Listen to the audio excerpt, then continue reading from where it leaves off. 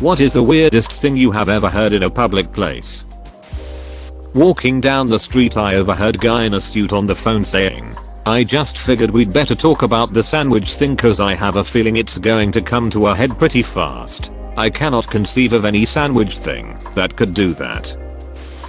Walking past a guy in Glasgow who was talking on the phone who said, somewhat frantically, "There's 20 grand in a showbox on the back seat. Who keeps 20 grand in a showbox and then leaves it sitting?" An old lady to another old lady on the bus. I tried reading the Kama Sutra. I thought it would be erotic, but it just made me very angry. Standing in an elevator, headed to the ground floor of a Atlantic City hotel. Two guys get on dragging their bags and looking very hungover. Quiet. One guy says to his friend, "Things will go back to normal once we get home." His friend says back, "Not after that." A couple having an argument in a pub on the next table that got louder and louder and culminated in the woman yelling, "Then why won't you eat my pussy?" I was shopping at Best Buy a few years back near Christmas. In the checkout line there was a deaf mom yelling at her two teenage daughters in sign language. She was quite animated and obviously upset. In the middle of this sign language rant, the daughters both turned their back to the mom and started bad-mouthing her. The rage the eye saw on that mom's face was frightening. I thought I was about to be witness to a double homicide. Before a district court hearing, shortly before, it was pointed out to the attorney that there were consultation rooms available, so that's your defense. He may be a drug dealer and a convicted sex offender, but he's not a thief. I was drinking in a pizza sports bar. One table over, a drunk guy is talking loudly about how he accidentally drunk ducked a guy that looked like a girl. The whole bar can hear this. About 20 minutes pass and his waitress makes a joke about switching tables so her guy co-worker can serve him. He instantly got pissed off and accused his friend of telling the waitress his story and tried to fight him. Story from a friend. She was browsing the tampon aisle. A random woman comes up to her, points to one of the budget brands and says, "Don't buy those ones. They come out when you cough." There were two women in front of me at the queue in the bank and I could overhear them talking when one of them said, "I can't wait to duck my boyfriend later," to which the other replied normally, "or with your strap on. My life has never been the same." I recently overheard a group of 20-somethings talking about this giant octopus in our nearby aquarium. One of the guys swore to the others that the octopus was otherworldly and that it basically took over his mind for several hours while he sat in a trance watching it. Shrooms. For sure. I agree, this sounds like a psychedelic trip. That must have been an absolutely amazing experience to witness a living octopus while you are tripping on mushrooms. Damn, I wanna do that sometime.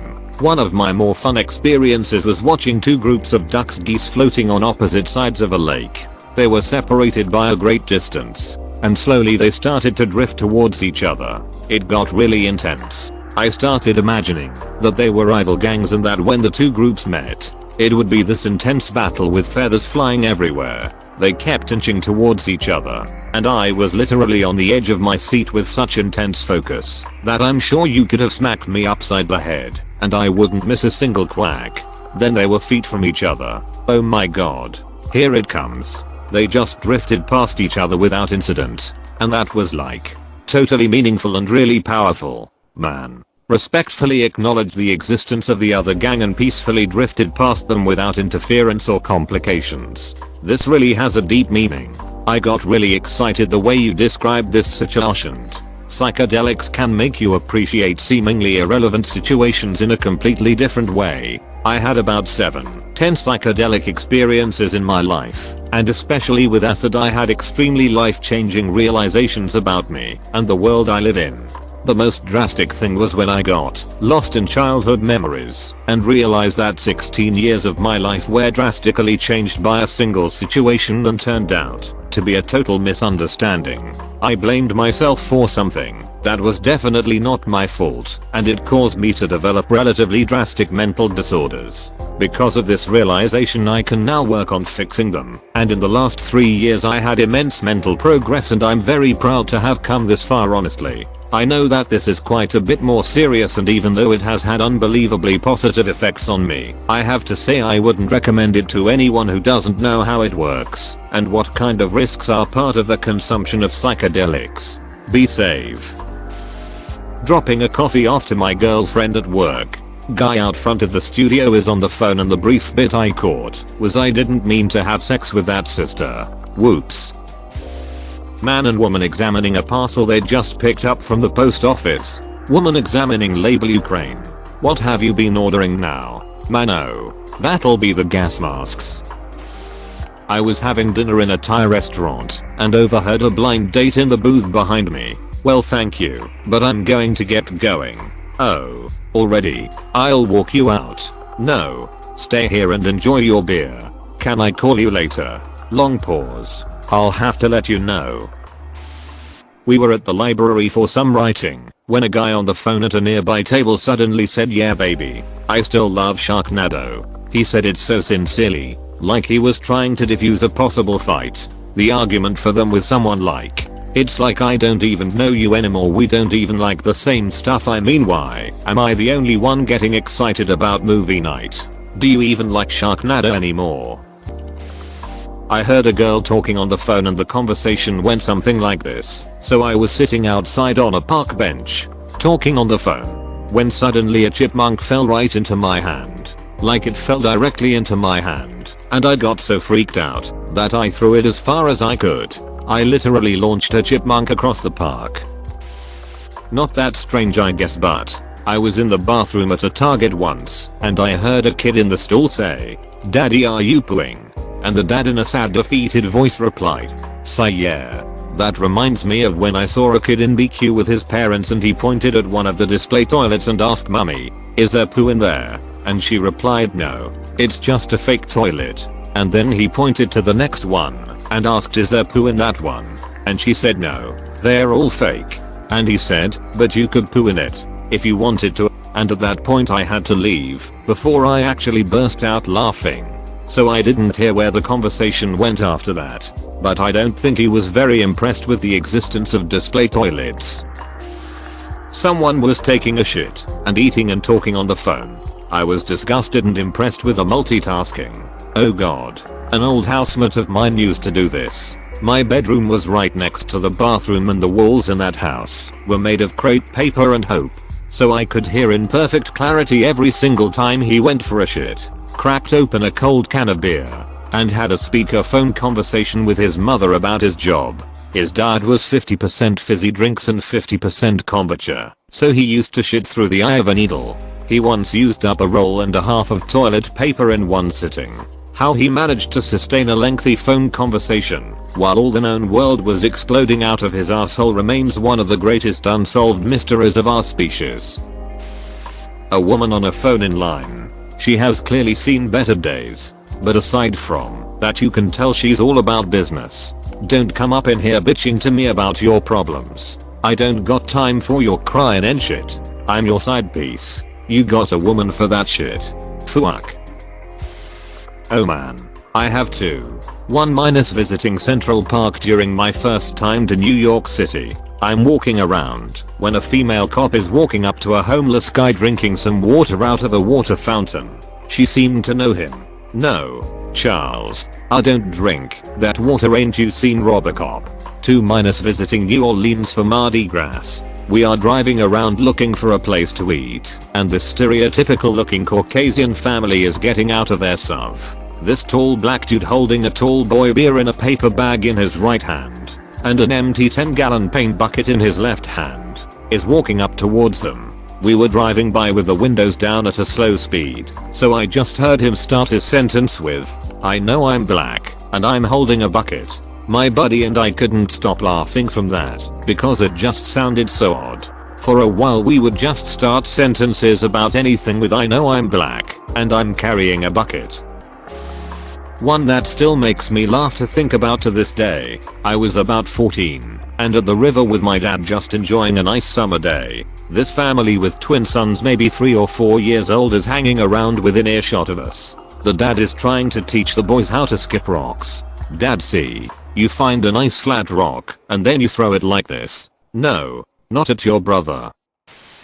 I overheard 2 girls in front of me at the school library. Girl 1, my boyfriend's such a bastard. He cheated on me. Girl 2, why don't you just leave him then? Girl 1, because I've cheated on him so many times that it wouldn't be fair. At a huge outlet mall in Pennsylvania, there was a little girl and her rather rough looking mom. The little girl was saying, but mom, why do we have to lie? I'm pretty sure they were about to scam the shit out of the place. I was walking through town at Christmas. Lots of people about, and I pass an old couple, just as a woman says to, I'm guessing, her husband, no one thinks you're dead, Harold. Who thinks you're dead? In college, I was taking a psychology class. The professor was asking students about what makes them upset. One girl raised her hand quickly and went on a rant about the good for nothing, useless piece of shit that got her pregnant. She ranted for 5 minutes about how he doesn't pay child support, never wants to see his daughter, but keeps trying to get back in her pants, even though she knows he's already gotten at least 2 other girls pregnant. The professor, an older woman, was a little taken aback and tried to give her advice, saying that group therapy between them would be beneficial, and that while a romantic relationship was probably not a good idea, a good civil relationship as parents was necessary, and that he should understand that as a parent he has both emotional and financial obligations to his daughter. Then she said, do you think that is something he would be open to? To which the girl replied, I don't know. Why don't you ask him? He's sitting right over there. Poor son of a bitch was in the class, lol. Walking downtown in Georgia one Saturday night, when I heard this gem of a conversation coming from this group of girls as I passed. Girl 1, what's the most amount of guys you've ducked in one night? Girl 2, I think 6. Girl 1 at the same time. Girl 2, no Julie, I'm not a slut. About a month ago in Walmart in the sporting goods section, I was standing by a big bin of Nerf footballs. Approaching is a woman and a boy about 7 or 8 years old. Boy, can I have a football? Woman, no. Boy, why? Woman, because you've already eaten 5 of them this year.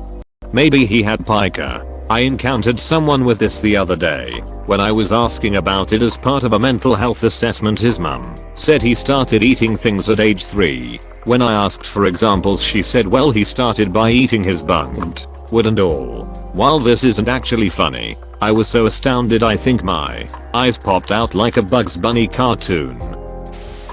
2 women in line for coffee in a town near Big Sur. I just love it down there. It's so peaceful on the coast. Yeah. But the goat sacrifice was heavy. I dunno. I hope I didn't seem triggered or anything. Oh no, not at all. I mean, it can be intense the first time. So I don't think anyone really cared. I've got 2. Both while I was on carts janitor duty at a grocery store. First one. There was a group of 3 or 4 teenage boys in the handicap stall reading the first act of Romeo and Juliet aloud. This was before Vines and TikTok, so I doubt it was part of some viral thing. Second, another group of teens was having a very heated argument in our cafe over whether or not Indians should be considered Asian. My cousin-in-law is from Austria. Apparently in Austria they don't talk on the phone in open public as much as we do in Australia. And they aren't as blatant in what they are talking about. One day she was waiting at the bus stop when a young woman was on the phone with her mother. The conversation from the daughter's end was something like, Mum, I need you to buy me a morning after pill. I haven't got any money left. TBF, that's a bit extreme for most Australians to speak about openly at a bus stop too. But it stood out more for her. Edit, right now my stepdad is talking on the phone to my stepbrother who's telling him that his wife might be pregnant again. Stepdad said, you need to tell your fat controller that he needs to pull out of the station on time. Not sure what the Thomas the Tank Engine reference is about, but it sure sounds loud sitting here in front of my whole family. My aunt was telling me a conversation she overheard in the bank. One gentleman was conversing with another gentleman about his 15-year-old daughter. He mentions that no other man will be taking her virginity. He's going to take it himself before anybody else can. Now that she's about to turn 16. Paraphrase. Just recently at a nail salon, this woman came in like chicken with her head cut off, demanding for her acrylics to be removed. There's fungus growing under there. There's fungus growing under there. She was so loud about it. I got worried for a second about my own male health, but turns out she got her nails done at another salon and came to this one for help. Turns out there wasn't any fungus, just some bad looking nails. What was concerning though was that the lady that was removing the acrylics was simultaneously working on another customer and going back and forth between the two. This was before she found out for sure that there was no fungus. Really concerning, and I don't think I'll be back. I was in Germany and this American guy was loudly telling a story that involved him taking massive amounts of drugs and drinking and getting hookers and then being unable to perform due to his intoxication. He explained everything loudly in great vulgar detail. I think he was under the impression that he was sitting in a town square in Germany and no one could understand him. But there I was, with my dad, about 6 feet away.